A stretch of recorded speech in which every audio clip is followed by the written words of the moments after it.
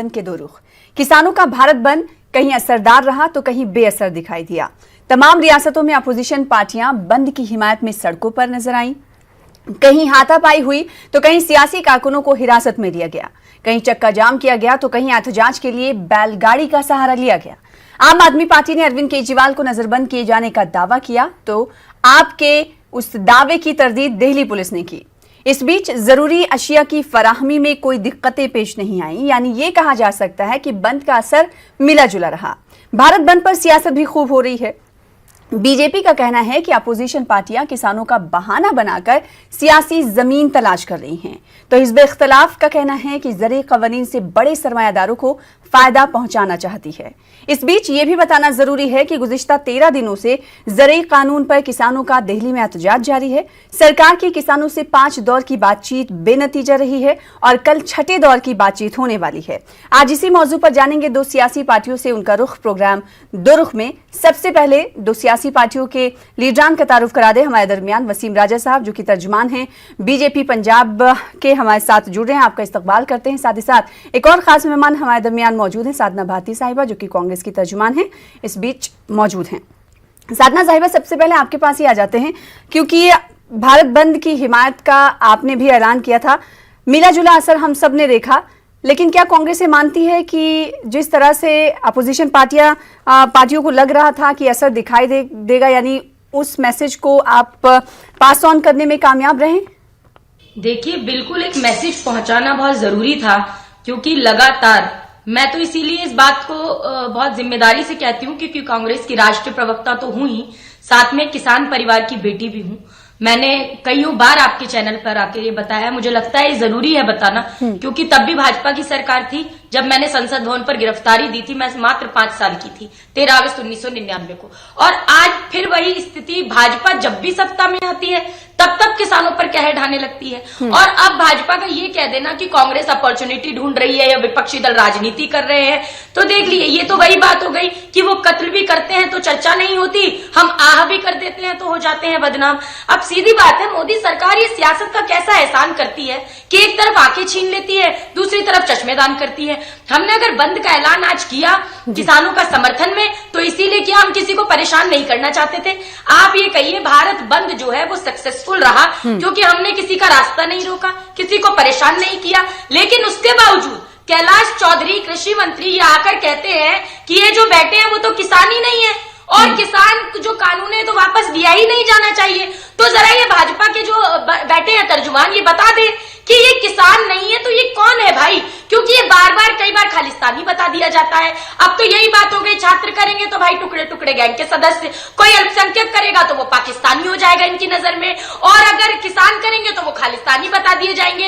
एक अवार्ड वापसी गैंग भी था इनका, तो आप प्रकाश सिंह बादल ने भी अवार्ड वापस कर दिया है, तो क्या ये उन्हें भी अवार्ड वापसी गैंग का सदस्य बता देंगे? क्योंकि खिलाड़ी विजेंद्र सिंह ने भी ये कहा है अगर तीनों काले कानून वापस नहीं हुए तो वो अपना अवार्ड वापस कर देंगे। मैं बार बार कहती हूँ ये भाजपा खो खो का खेल खेल रही है और ये किसान जो है वो खो खो खेलने नहीं आए हैं, एमएसपी गारंटी कप जीतने के लिए आए हैं और काले कानूनों को आउट करके जीतने के लिए आए हैं। और ये भाजपा मैच फिक्स करना चाह रही है, लेकिन इस बार मैच फिक्स नहीं होगा सना जी, इस बार एमएसपी गारंटी कप जीतेंगे किसान। और ये लड़ाई बार बार मैं बोलती हूँ, कोई भाजपा और कांग्रेस की लड़ाई है क्या?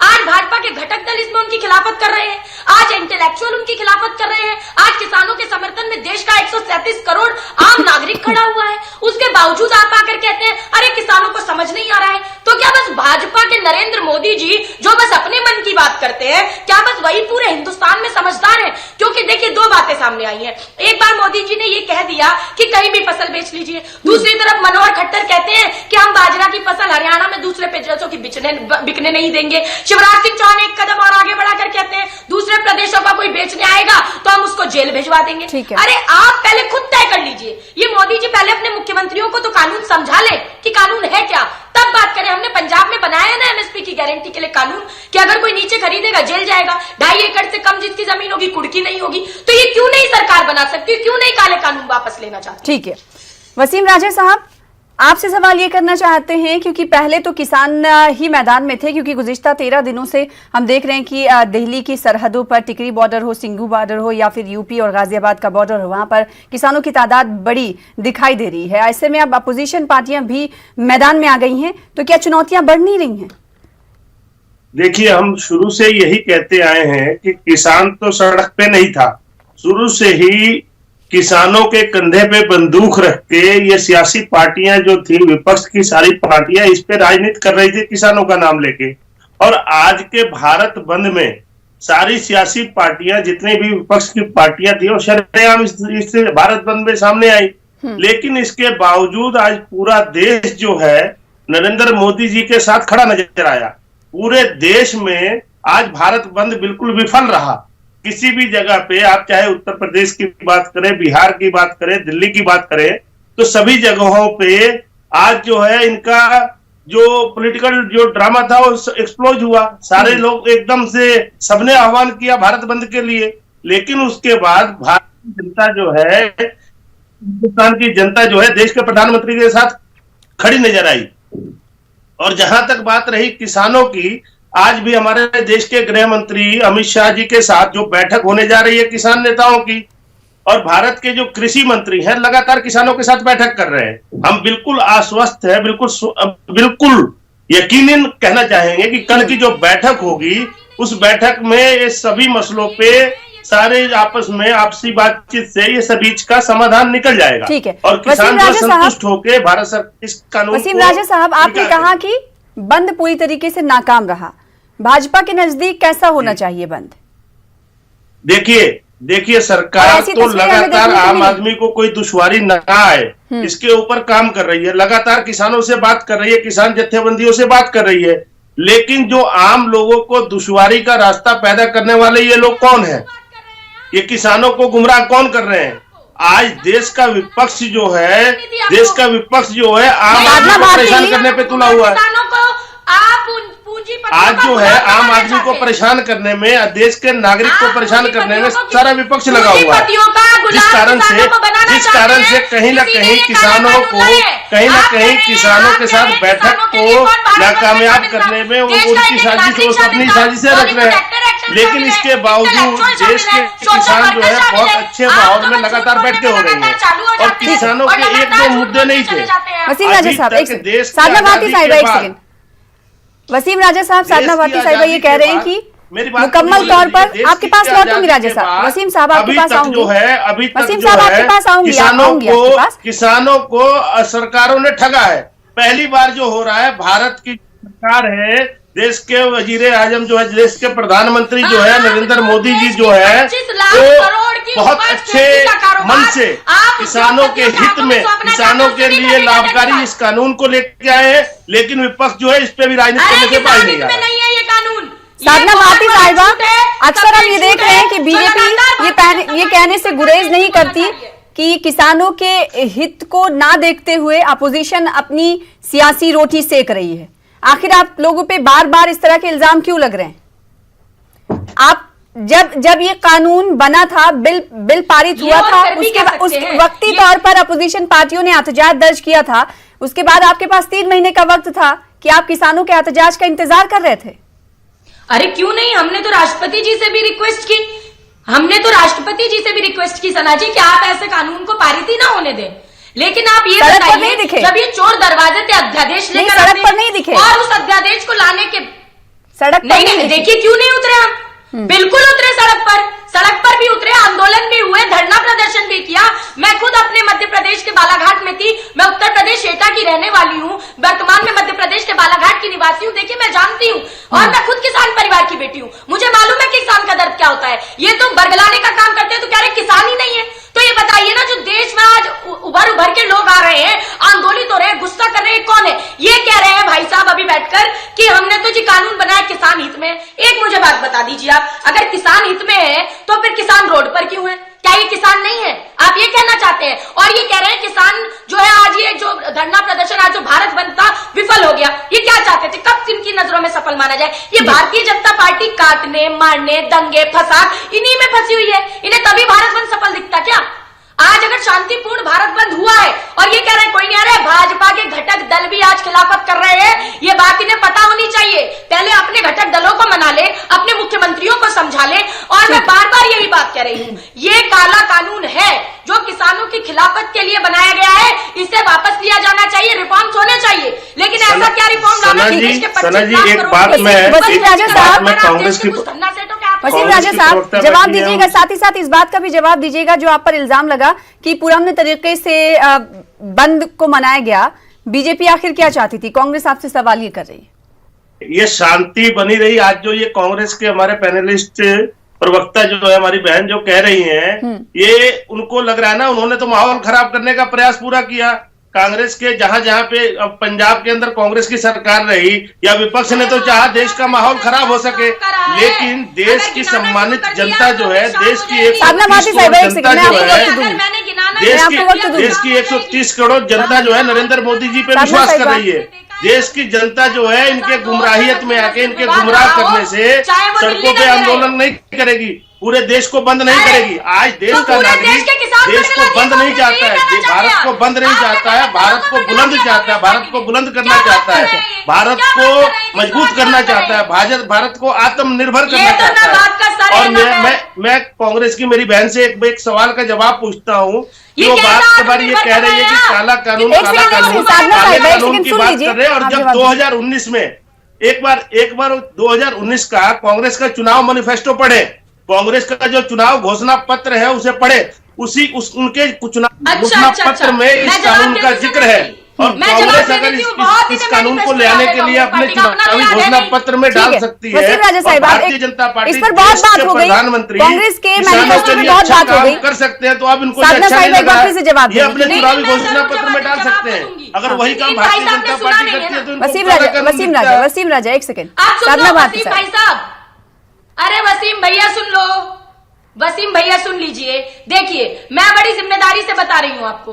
एक तो आप हमारा मैनिफेस्टो बहुत पढ़ रहे हैं, अपने पे ध्यान दे लिया होता जो शायद आप तस्वीर देश की कुछ और होती, 15 से 20 लाख आ गए होते, 2 करोड़ नौकरियां मिल गई होती, गंगा जी साफ हो गई होती, बनारस क्यूटो बन गया होता। लेकिन छोड़ दीजिए, वो आपके बस की बात नहीं है, सिर्फ जुमलेबाजी करना है। आप आ जाइए हमारे मैनिफेस्टो पे। हमने लिखा कि हम एपीएमसी एक्ट की बात करी, मंडियों की बात करी, और हमने ये भी कहा हम छोटे बाजार खोलेंगे। हमने अपने इसमें ये नहीं लिखा कि हम 25 लाख करोड़ की देश की उपज कारोबार जो खेती का है उसे देश के धन्ना सेठों को देकर और किसान को कंगाल और बर्बाद करने के लिए खड़ा कर देंगे। दूसरी बात, आप जरा मार्च 2011 में जब नरेंद्र मोदी जी ने एक रिपोर्ट सौंपते हुए तत्कालीन प्रधानमंत्री मनमोहन सिंह जी से रिक्वेस्ट की थी कि एमएसपी की गारंटी का कानून बना दीजिए साहब, वो रिपोर्ट है, मेरे मैनिफेस्टो को बाद में पढ़िएगा, आपको आपकी रिपोर्ट भेज देती हूं मैं, ठीक है। उस रिपोर्ट के पेज नंबर 19 को जरा ध्यान से पढ़िएगा, एक एक लाइन को, तो आप अपना, मैं आपको लिंक भेज दूंगी, तो आप ध्यान से पढ़िएगा, आपको समझ में आएगी कि त्रुटियां आपने की हैं। तो जब आप पहले खुद मांग कर रहे थे एमएसपी की गारंटी की, और जब खुद पूर्ण बहुमत की सरकार में प्रधानमंत्री बन गए नरेंद्र मोदी जी, तो अब आपकी सिट्टी पिट्टी क्यों गुम है? और आपने राज्यसभा के अंदर बिना बहुमत होते ही वॉइस वोटिंग क्यों कराई? जब सांसद विरोध कर रहे थे तो निलंबित क्यों किया? इतना आपको अगर किसानों के बारे में सोचना था, तब हमने कहा था इस अध्यादेश को विशेष समिति को भेज दो, लेकिन आपने नहीं भेजा। आपका काम सिर्फ एक है, चिल्लाएंगे, झूठ बोलेंगे, जुमलेबाजी करेंगे। 10 साल पहले कांग्रेस ने, अरे कांग्रेस चाहती तो बिल ये वाला पारित कर देती, लेकिन हमने किसानों से पूछा और हमें लगा कि इस तरह का कानून किसानों के लिए हित में नहीं है, इसलिए हम नहीं लाए। आप तो बिना पूछे ले आए। कौन से किसानों से आपने पूछा? किससे आपने चर्चा की? हमसे तो आपने चर्चा करने की बात ही नहीं की, राज्यसभा में भी आपने चर्चा नहीं की। तो आप चर्चा नहीं करते, आप ये सोचते हैं ताना चाहिए तो अहंकार के आवेश से थोड़ा सा बाहर निकलिए और देखिए किसान तो करेंगे, क्योंकि उसूलों पर आ जाए तो टकराना जरूरी है, जो जिंदा है तो फिर जिंदा नजर आना जरूरी है। ठीक है वसीम राजा साहब, ये तो सरकार मानती है ना कि किसानों का जत्था जिनकी बड़ी तादाद में पंजाब से आप आते हैं, कितनी बड़ी तादाद में पंजाब से किसान आए हुए हैं और बॉर्डर पर मौजूद हैं दिल्ली के, इससे तो आप इनकार नहीं कर सकते। देखिए हम बिल्कुल इस बात से इनकार नहीं करते, लेकिन बार बार हम यही तो कहते आ रहे हैं, पूरा देश है, पूरे देश में किसान है, लेकिन पंजाब के किसान ही क्यों आंदोलन शुरू कर रहे हैं? पंजाब के अंदर ही पंजाब के लोग, पंजाब के अंदर ही जो ये आंदोलन शुरू कराया गया, मैं तो ये कहूंगा आंदोलन शुरू कराया गया, और ये कहीं न कहीं कांग्रेस की सोची समझी साजिश है। और ये बात मैं लगातार ही कहते आ रहा हूँ कि अगले वर्ष 2022 में पंजाब के अंदर चुनाव है और कांग्रेस जिन मुद्दों पे पंजाब में सत्ता में आई थी उसमें से अपना एक भी वादा पूरा नहीं कर पाई। अभी ये किसानों का बहाना लेके किसानों के कंधे पे अपना बंदूक रख के ये राजनीतिक की रोटियां सेक रहे हैं और कुछ नहीं है। और ये भी उसके बावजूद हमारे देश के कृषि मंत्री लगातार किसान संस्थाओं से, किसान जत्थेबंदियों से बैठ के कर रहे हैं। और मैं ये बिल्कुल विश्वास के साथ कहता हूं कि जो हमारे किसान भाई हैं, जो इस देश का अन्नदाता है, हमारी देश की सरकार जो है उनको इस बात को समझा के बिल्कुल आश्वस्त करेगी कि ये कानून उनके लिए बहुत ही लाभदायक है। लेकिन वसीम राजा साहब, किसान तो खुद कह रहे हैं कि हम बहुत अच्छी बैठक जाने वाली है। किसान तो ये खुद कह रहे हैं कि कानून को हम समझ रहे हैं, हमें समझाने की जरूरत नहीं, हम बेवकूफ नहीं है, सरकार हमें बेवकूफ समझती है और समझाने की बात करती है, जबकि वो तो कहते हैं कि जो ज़रूरी कानून लाए गए वो मंजूरी नहीं है। तो क्या वो किसान नहीं है? देखिए, हम ये नहीं कहते कि वो किसान नहीं है। कुछ किसानों की आड़ लेके बीच में कांग्रेस के कार्यकर्ता, आम आदमी पार्टी के कार्यकर्ता उनके साथ बैठे हुए हैं। कुछ दिन पहले सोशल मीडिया पे फोटोग्राफ वायरल हुई, आम आदमी पार्टी के 3 विधायक जो है कांग्रेस किसानों का रूप लेके उसके बीच बैठे हुए थे। तो एक तरफ आम आदमी पार्टी या कांग्रेस कहती है हमारे नेता नहीं जाते धरने में, हमारे कार्यकर्ता नहीं जाते। और कहना है कि किसानों के बीच और किसानों की शक्ल लेकर अपोजिशन पार्टियां, खासकर कांग्रेस, बैठती है। पहली बात इन्होंने जो कही कि ये कह रहे हैं सिर्फ पंजाब का ही किसान है, तो ये तो वही बात हो गई कि जब आजादी के समय लड़ाई लड़ी तो 121 लोगों में से 93 पंजाबी थे जिन्होंने फांसी के फंदे को चूमा था, और 2626 में से 2147 पंजाबी थे जिन्होंने उम्र कैद की सजा काटी। तो क्या अंग्रेज ये कह देते कि बाकी हिंदुस्तानियों को तो गुलामी से कोई परेशानी है ही नहीं, क्योंकि ये तो पंजाबी ज्यादा आ रहे हैं आजादी के आंदोलन में फांसी के फंदे को चूमने के लिए। तो ये कोई बात होती है कि किसान पंजाब से इतने आ रहे हैं तो देश के किसान ने स्वीकार कर लिया आपके काले कानून को? अरे किसान समझदार है आज देश का। आप दूसरा IAS IPS हर दूसरा नेता ये कहता है हम किसान के बेटे हैं। तो जब आप किसान के बेटे हो तो ये बताइए जो पिताजी है वो कम समझदार है और बच्चे ज्यादा समझदार हो गए? ये जो माई बाप, जो अन्नदाता देश का आज दिल्ली के बॉर्डर पर बैठा हुआ है, लाल बहादुर शास्त्री जी ने जय जवान जय किसान का नारा दिया। एक ये नरेंद्र मोदी जी हैं, देश के जवान को देश के किसान के विरुद्ध लाठी गोले और आंसू गैस के गोले छोड़ने के लिए वहां सीमा पर दिल्ली बॉर्डर पर खड़ा कर दिया है। तो सिर्फ मोदी मोदी कहलाने वाले तो देशभक्त नहीं कहलाए जा सकते ना। अगर लोकतांत्रिक रूप से कोई आंदोलन कर रहा है और इनको पूर्व सूचना थी सरकार को कि आंदोलन करने जा रहे हैं, बढ़ती इतनी ठंड में, दिल्ली की कड़कती ठंड में इन्होंने ठंडे पानी की बौछारें कर दी वहां। उसके बाद अब ये कह रहे हैं किसान नहीं खालिस्तानी है। फिर इनसे नहीं संभला तो इन्होंने कह दिया अरे ये तो किसान ही नहीं है। हाँ, कांग्रेस समर्थन कर रही है, हाँ इंटेलेक्चुअल समर्थन कर रहे हैं, सोशल वर्कर समर्थन कर रहे हैं, यहाँ तक कि संयुक्त राष्ट्र समर्थन कर रहा है। तो फिर ये सब झूठ है। तो दुनिया से आके लोग। वसीम राजा साहब, आपने कहा कि सिर्फ पंजाब के किसान, आपकी बातों पर ही आ जाते हैं। आपने कहा कि सिर्फ पंजाब के किसान ही क्यों प्रोटेस्ट कर रहे हैं। आपको मैं यहाँ पे बता दूं, शायद आपने पढ़ा भी होगा और आप ये कहना नहीं चाह रहे होंगे, क्योंकि MSP पर सबसे ज्यादा खरीद पंजाब से होती है, तो पंजाब के किसानों को जाहिर सी बात है खदशा लाहक रहेगा कि उनकी परेशानी तो ज्यादा बढ़ेगी। भाई देखिए, MSP का जहां जिक्र हो रहा है बार बार, वही तो हम कह रहे हैं कि इसमें MSP खत्म करने की तो कोई बात नहीं है। इस कानून के अंदर ये आश्वस्त किया गया है कि MSP को नहीं खत्म किया जा रहा है। MSP बनी रहेगी और MSP पे से अधिक अगर कोई मूल्य देता है, अगर कोई व्यापारी अगर किसानों को MSP से अधिक पैसा देता है तो किसान अपनी फसल जहां मर्जी बेच सकते हैं। ठीक है, अगर कम देता है तो उसकी शिकायत वो कहां करेगा? देखिए, शिकायत तो MSP से कम पे खरीद तो होनी ही नहीं है, उसमें साफ साफ लिखा है MSP से कम पे खरीद नहीं होगी। MSP पे सरकार खरीद करने के लिए बाध्य है और पंजाब और हरियाणा की सरकार लगातार ऐसा मना नहीं कर रही है। आज हरियाणा के अंदर की बात करते हैं, हम हरियाणा का मिसाल देते हैं। हरियाणा के अंदर अगर एक तो और विषय आ रहा था मंडी खत्म करने का, हरियाणा के अंदर बहुत बड़ी रकम से 900 करोड़ की लागत से हरियाणा में मंडियां बनाई जा रही है। हमारे कई कांग्रेस के मित्र तो ये भी कह रहे हैं कि मंडीकरण खत्म कर दी जाएगी, मंडियों को खत्म कर देगी। अगर सरकार का मंडी खत्म करने का अगर प्लान होता तो 900 करोड़ की भारी भरकम लागत से हरियाणा के अंदर नई मंडियों का निर्माण ना होता। बाकी रही बात MSP की, MSP जो है बनी रहेगी। सरकार भी लगातार कह रही है, देश के प्रधानमंत्री ने भी कहा है, गृह मंत्री ने भी कहा है और कृषि मंत्री ने भी कहा है। तो कम से कम देश की सरकार कह रही है कि एमएसपी नहीं खत्म किया जा रहा है, तो इस बात पे थोड़ा जो बेच पाते हैं सिर्फ 6% लेकिन किसान गारंटी मांग रहे वसीम प्रतिशत साहब, किसान किसानों की मांग यही है कि आप गारंटी दे दें, हमें निर्धारित कर दें। बिल्कुल गारंटी, बिल्कुल सरकार इस विषय पे गारंटी भी देगी। कल की बैठक में आने दीजिए, कल के बैठक में बहुत कुछ निकल के आएगा। साधना बाकी भाटी एक साहिबा, बात और मैं कहूंगा आपको, वसीम राजा साहब का कहना है सना जी, कल जब सना जी, मीटिंग एक बात होगी मेरी हो लेने तो दीजिए। एमएसपी पर भी गारंटी होगी। जी अपोजिशन पार्टियों को क्या उम्मीद है?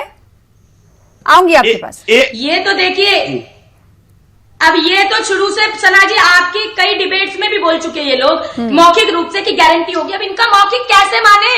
ये तो कहते थे 15 से 20 लाख आएंगे, बनारस क्यूटो बन जाएगा, 2 करोड़ नौकरियां मिल जाएंगी प्रतिवर्ष, तो कुछ भी तो नहीं हुआ। आत्मनिर्भर बनाने का इनका मतलब क्या है कि मतलब तुम जानो तुम्हारा काम जाने आत्मनिर्भर होता है क्या? किसानों को उनके हाल पर छोड़ दिया जाए। और आज ये कह रहे हैं, एक तो इन्होंने सरासर झूठ बोला, मैं आपत्ति दर्ज करती हूँ। इन्होंने कहा कि एमएसपी से नीचे बिकता ही नहीं। एनसीआरबी का आंकड़ा जरा पढ़िए थोड़ा सा, आपको लिंक भेज दूंगी उसका भी मैं, अगर आपको नहीं पता, कि 6% किसान ऐसा है जिसको एमएसपी मूल्य पर वो बेच पाता है, 94% उससे नीचे ही बेचता है। और बिहार में आपने एपीएमसी एक्ट हटाया तो वहां क्या हुआ? हाईकोर्ट जाना पड़ गया वहां के किसान को। आपने दाल घोटाला किया, विदेशों से आपने 46 रुपए किलो दाल मंगाई और 240 रुपए किलो बेची, 2,40,000 करोड़ रुपए का घोटाला कर दिया आपने। तो आप कहां ले जाओगे सर? कहां तक घोटाला करके कितने उद्योगपतियों की जेबें और भरनी है आपको? किसानों की जेबों को कब तक काटोगे? कब तक उनका पेट काट काट के आप देश में आत्मनिर्भर का नारा लगाओगे? अब अपने मन की बात करना छोड़ दो, आप अब किसान के मन की बात सुन लो। और कांग्रेस समर्थन कर रही है देश के, बल्कि संयुक्त राष्ट्र समर्थन कर रहा है, कनाडा ने समर्थन किया, कई देशों ने किया है, तो उनकी बात सुनिए और अपने इस काले कानून को वापस लेने का काम कीजिए। और दूसरी बात, ये कह रहे हैं कुछ नहीं है कानून में। देखिए, भंडारण को इन्होंने अनलिमिटेड किया है। 1943-1944 में जब बंगाल में सूखा पड़ा तो ईस्ट इंडिया कंपनी के अधिक भंडारण के कारण 40 लाख लोग भूख से मर गए थे। तो अगर आप भंडारण बढ़ा देंगे तो वो तो अनलिमिटेड कर देंगे, कालाबाजारी बढ़ेगी, मंडियां खत्म हो जाएंगी, तो आड़ती बेचारा भूखा मर जाएगा, मजदूर पल्लेदार करने वाला जो पल्लेदारी करता है वो भूखा मर जाएगा। और आप कॉन्ट्रैक्ट फार्मिंग ला देंगे तो किसान, ये बताइए, लड़ने के लिए कोर्ट भी नहीं जा सकता। तो आप किसान को चारों तरफ से मारना चाहते हैं। आप चाहते क्या है कि जो कृषि प्रधान देश में जो अन्नदाता किसान है, कम अपमान कीजिए और जरा सा सम्मान करते हुए कृषि का, आप कृषि प्रधान देश में किसान की बात को मानिए, अपने काले कानूनों को वापस लेने का काम कीजिए। ये मैं निवेदन करती हूँ भाजपा के प्रवक्ता से। वसीम राजा साहब, आपने सुना साधना भाटी साहिबा को? उम्मीद करते हैं सुना होगा कि जो हमारे किसान जत्थेबंदियां हैं, जो हमारे किसान के लोग जो हैं, जो हमारे किसान जत्थेबंदियां, उन्होंने एक बात स्पष्ट कहा कि हमारे सिर्फ 3 इश्यूज नहीं थे। और जब सरकार के साथ बैठकों का दौर जारी हुआ तो लगभग किसान की 32 से 35 समस्याएं थी। पहले तो ये दूसरे कांग्रेस और विपक्ष के लोग किसानों को गुमराह करते रहे कि आप बैठकों में ना जाएं, आप बैठकों का विरोध करें। लेकिन जब से बैठकें शुरू हुई, आपने हर बार, आपके टीवी चैनल पे भी आए होंगे हमारे किसान नेता, उन्होंने ये बात स्पष्ट कहा कि सरकार के साथ बहुत अच्छी बातें हो रही है और बहुत सारी समस्याओं का समाधान हो गया। कुछ एक विषय बिंदुओं पे अभी चर्चा बाकी है, तो कंटिन्यू सरकार बात कर रही है। लेकिन मैं एक बात बार बार कहता हूँ कि देश का जो अन्नदाता है, देश की आजादी के बाद आज तक परेशान रहा, कर्ज में डूबा रहा, आत्महत्या करता रहा। ठीक है, आपने कहा पीछे किस वसीम राजा साहब, एक सेकंड आपको रोकूंगी। आपने कहा कि किसान किसी हद तक, जो कांग्रेस, आपने कहा वसीम राजा साहब, आपने कहा किसी हद तक किसान मान गए थे। लेकिन मीटिंग से जो तस्वीरें हम तक मिली सोशल मीडिया पर और जो हमने नाज़रीन को दिखाई, वो यस और नो का प्लेकार्ड्स क्या था? फिर देखिए, ये कुछ लोग जो है, कुछ एक बिंदु पे अभी चर्चा होनी बाकी है। मैं ये कह रहा हूं कि 32-35 समस्याएं थी, बाकी समस्याओं का समाधान हुआ। 6, 7, 8 इशू जो रहते हैं उस पे कल चर्चा फिर हो जाएगी। उस पे भी जो उनके जो मन के अंदर कुछ जो सवाल है, उन सवालों का सरकार जवाब देगी। लेकिन किसान जो है जल्दी विश्वास इसलिए नहीं कर रहा कि इससे पहले की जो भी सरकारें थी उन्होंने किसानों को गुमराह किया, किसान नेताओं को गुमराह किया। इसलिए किसान भाई जो है, देश का अन्नदाता जो है, बहुत सोच के कदम उठा रहा है। लेकिन इस बार जो है देश के प्रधानमंत्री नरेंद्र मोदी जी किसानों के लिए बहुत कुछ अच्छा करना चाहते हैं, किसान को सशक्त करना चाहते हैं, किसान को आत्मनिर्भर करना चाहते हैं। इसलिए एक बीजेपी इस बात से आगे बढ़ने को तैयार ही नहीं है। बीजेपी इस बात से आगे बढ़ने को तैयार ही नहीं है कि किसानों को गुमराह नहीं किया जा रहा। साधना भाटी साहिबा, अपोजिशन पार्टियां एक प्लेटफॉर्म पर आकर किसानों की हिमायत कर रही हैं। लेकिन अपोजिशन पार्टियों ने जो यू टर्न किया है उस पर भी सवाल उठना लाजमी है। भाजपा जब इस पर सवाल कर रही है तो जाहिर सी बात है सवाल उठने चाहिए। अगर बात वाईएसआरसीपी की कर ली जाए, टीएमसी की कर ली जाए, टीएमसी ने आज कहा कि वो किसान का सपोर्ट तो करते हैं लेकिन बंद का सपोर्ट नहीं करते। वाईएसआरसीपी जो कि वोट दे चुकी थी पार्लियामेंट में बिल के हवाले से और उसने आज मुकम्मल तायद की यानी सपोर्ट किया है। तो अपोजिशन पार्टियां तो खुद ही एक साथ नहीं आ रही हैं, यू टर्न ले रही हैं, तब तो सवाल उठाएगी ना भाजपा। नहीं, देखिए उन्होंने बहुत स्पष्ट तौर पर कहा कि किसानों के समर्थन में है वो। हो सकता है उनकी कोई बातचीत रही हो, नहीं उन्होंने भारत बंद का समर्थन किया, लेकिन कांग्रेस पार्टी ने खुल के किया है। और अगर यही बात होती कि भाई किसान को गुमराह करने की बात है या गलत की बात है तो भाजपा के घटक दल क्यों खिलाफत कर रहे हैं? अकाली दल प्रकाश सिंह बादल ने अपना पद्म विभूषण वापस कर दिया है, छोटी बात नहीं है। ये तो कोई भी अवार्ड वापस करता था तो इन्होंने अवार्ड वेप्सी गैंग नाम रख दिया था, लेकिन प्रकाश सिंह बादल को करेंगे ये शामिल? अभी तक तो एक ने भी मुझे जवाब नहीं दिया। मैं पिछले 3 दिन से पूछ रही हूँ जब से उन्होंने पद्म विभूषण वापस किया है। तो ये कहते हैं जी, अकाली दल ने जो अवार्ड वापस किया या अकाली दल ने जो अपना अकाली दल जो है एनडीए से बाहर गई, इस बात पे भी आप गौर करिए। जब कैबिनेट में इस बिल को लेके आया, कैबिनेट में इस पर चर्चा हो रही थी, उसमें हरसिमरत कौर बादल, सुनिए साधना जी, उसमें हरसिमरत कौर बादल ने इस पे कानून बनाने के कैबिनेट की बैठक में इसको स्वीकार किया। उसके बाद हरसिमरत कौर बादल का बयान आता है कि ये कानून जो है किसानों के हक में है। उसके बाद सरदार प्रकाश सिंह बादल का बयान है, ऑन रिकॉर्ड बयान है, अखबारों में है, मीडिया में है। उसके बाद जब कांग्रेस ने वसीम राजा साहब लास्ट कमेंट, सरकार ये कह रही है, वसीम राजा साहब सरकार ये कह रही है कि किसानों के हक में ये कानून लाया गया, लेकिन किसान तो मान ही नहीं रहे। 100 बात की एक बात तो यही है, हम ये नहीं कह सकते किसान नहीं मान रहे हैं। हाँ। पूरे देश के किसान मांग रहे हैं, सिर्फ पंजाब और हरियाणा में थोड़े इश्यूज हैं, उस पर भी हम लगातार बात कर रहे हैं। और तो कल की सरकार का बैठक कहना है होगी, कि कल की किसानों से बैठक के बातचीत जारी है, बाद कल होने वाली बातचीत से कुछ न कुछ हल जरूर निकलेगा। यानी पिछली जो 5 दौर की बातचीत हुई है बेनतीजा रही है, कल की बातचीत नतीजा अखज करते हुए दिखाई देगी। आप दोनों खास मेहमानों का शुक्रिया अदा करना चाहेंगे प्रोग्राम दो रुख में शामिल होने के लिए। फिलहाल इसी के साथ मुझे दीजिए इजाजत, कल फिर बड़े मुद्दे के साथ हाजिर होंगे प्रोग्राम दो रुख में। तब तक के लिए आदाब, देखते रहिए न्यूज़ 18 उर्दू।